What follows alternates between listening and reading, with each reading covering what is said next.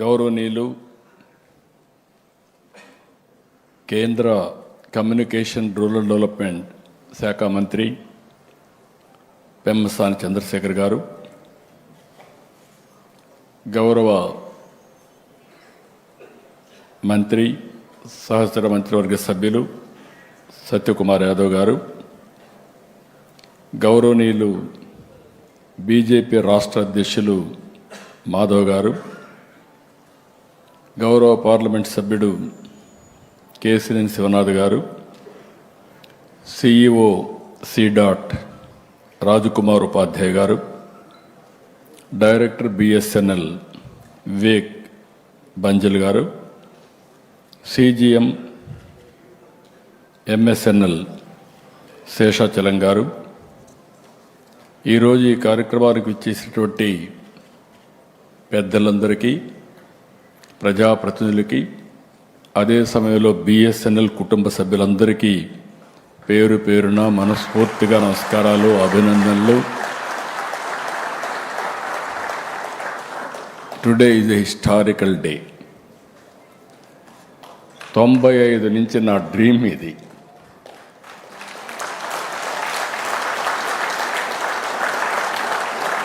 ఎందుకంటే నేను ఎప్పుడూ చెప్పేవాడిని, right time, right man in right place. That is Narendra Modi as prime minister of this great country. ఈ దేశానికి వనరులు లేక కాదు, తెలివితేటలు లేక కాదు, నడిపించే నాయకుడు లేకుండా ఇన్ని రోజులు మనం అవస్థలు పడ్డాం. నాకెప్పుడు జ్ఞాపకం ఉంటుంది ఒక కొటేషన్, 100 గొర్రెల్ని ఒక సింహం లీడ్ చేస్తే ఆ సింహం గెలుస్తుంది. 100 సింహాలని ఒక గొర్రె కానీ లీడ్ చేస్తే అది గెలవదు. That is leadership.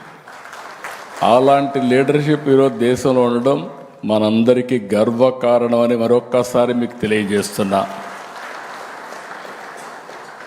ఎవరు ఊహించలేదు.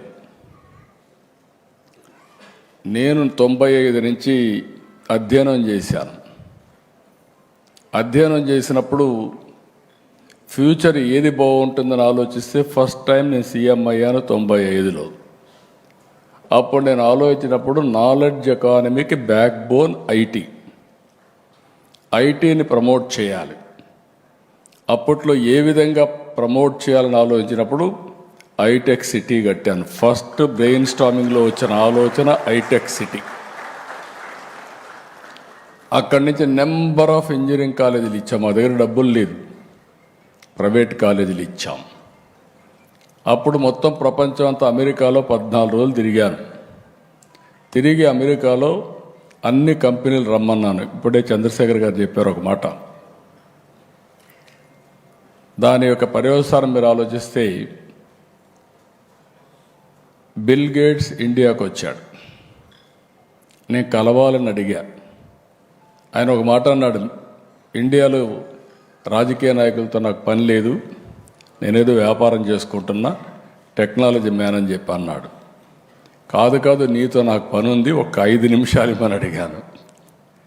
విత్ గ్రేట్ డిఫికల్టీ నాకు ఒక 5 నిమిషాలు టైం ఇచ్చారు. నేను ఒక వారం రోజులు 6 రోజుల్లో పవర్ పాయింట్ ప్రజెంటేషన్ తయారు చేసి, ఇప్పుడు నిలిపేసి అందరూ పవర్ పాయింట్ ప్రజెంటేషన్లు ఇస్తున్నారు ఇప్పుడు. ఎందుకంటే ఆ రోజు తయారు చేసి vision of India, the power of Indians నేను ప్రజెంట్ చేశాను.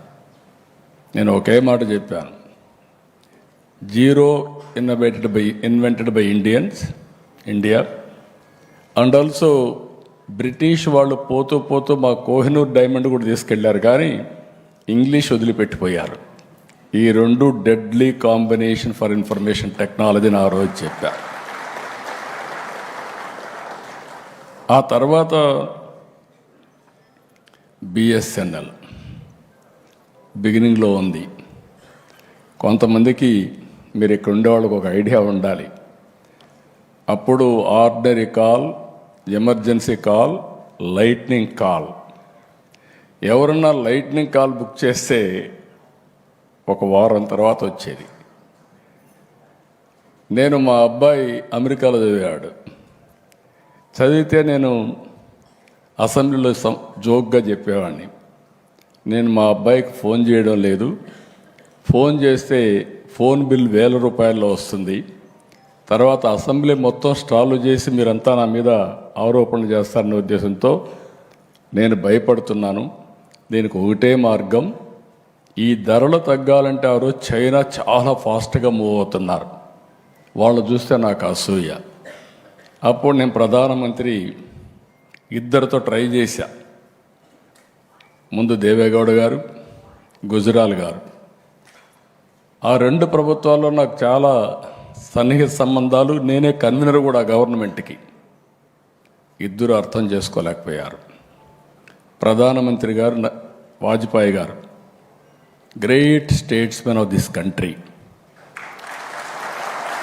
నేను ఐడియా ఇస్తే అని అన్నాడు, ఒక మాట అన్నాడు, డబ్బులు ఎక్కడి నుంచి వస్తాయన్నాడు. BSNL public limited company shares ఉన్నాయి కదా, ఏం చేద్దామన్నాడు. నేను ఒకటే మాట చెప్పాను, సార్ అన్ని దేశాల్లో టెక్నాలజీ రెవల్యూషన్ వస్తూ ఉంది, వచ్చింది. ఆ దేశాల్లో ఏవైతే షేర్ హోల్డర్స్ ఉన్నారో వాళ్ళందరూ కూడా ప్రీమియం పే చేశారు, మనం కూడా ప్రీమియం పే చేసి ముందుకు పోదామంటే అప్పుడు ఒక కమిటీ వేశారు. అది కూడా 97 తర్వాత మీరు చూస్తే 97లో స్టార్ట్ చేసి 98లో మీరు రిపోర్ట్ ఇచ్చాం. ఆ రిపోర్ట్ బేస్ చేసుకొని ఈరోజు డీరెగ్యులేషన్ తీసుకొచ్చాం. I'm proud of it. ఆ రోజు తీసుకున్న నిర్ణయం ఈరోజు, ఒకప్పుడు అందరూ భయపడ్డారు బిఎస్ఎన్ఎల్ దెబ్బతింటుందని, దెబ్బతినలా. బిఎస్ఎన్ఎల్ ఒక శక్తివంతమైన ఆర్గనైజేషన్ అయిందంటే అది మీకుండే తెలివితేటలని చెప్పి కూడా నేను మీకు తెలియజేస్తున్నా. ఇప్పుడే మా చంద్రశేఖర్ గారు ఒక మాట అన్నారు, ఆయన కూడా ఒక సక్సెస్ఫుల్ బిజినెస్ మ్యాన్ అయ్యాడు. అమెరికాలో బ్రహ్మాండంగా కంపెనీ పెట్టి బాగా డబ్బులు సంపాదించి తర్వాత ఇప్పుడు ప్రజాసేవ కోసం నేను రమ్మంటే వచ్చాడు. I'm proud of him. ఒక్క చంద్రశేఖర్ గారే కాదు,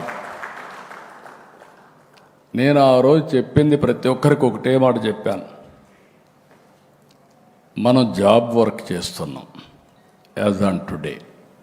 అది కాదు మనం చేయాల్సింది. డబ్బులుండేది ప్రోడక్ట్స్లో ఉన్నాయి.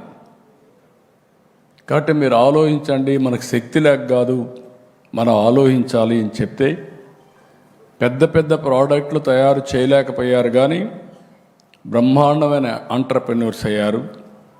ఈరోజు ఐటీ రంగం అంటేనే భారతదేశం ప్రపంచంలోనే ఇండియన్స్ మొత్తం శక్తివంతమైన ఇండియన్స్గా తయారయ్యారంటే బికాస్ ఆఫ్ టెక్నాలజీ.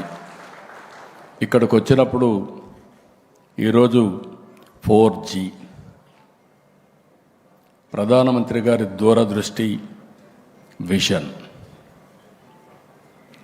బిగినింగ్లో అందరూ అనుకున్నారు make in India, digital India. అదే సమయంలో ఆత్మ నిర్భర్, సెల్ఫ్ రిలయన్స్ ఇవి మాట్లాడితే ఇది సాధ్యమా అనుకున్నారు. కానీ ఈరోజు మీరు చూసినప్పుడు ఫస్ట్ టైం మనం కోవిడ్ సమయంలో వ్యాక్సిన్ తయారు చేస్తే 100 దేశాలకు కోవిడ్ వ్యాక్సిన్ ఇచ్చిన ఘనత ప్రధానమంత్రి గారిది. మన దేశంలో మన వాళ్ళు కాపాడుకోవడం కాదు, ప్రపంచంలో అందరిని కూడా కాపాడడానికి సహకరించింది మన నాలెడ్జ్.